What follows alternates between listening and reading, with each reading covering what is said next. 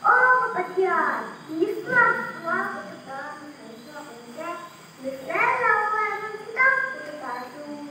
Orang kapatyan, nang tu kabese asuya. Kenapa tidak kami masui?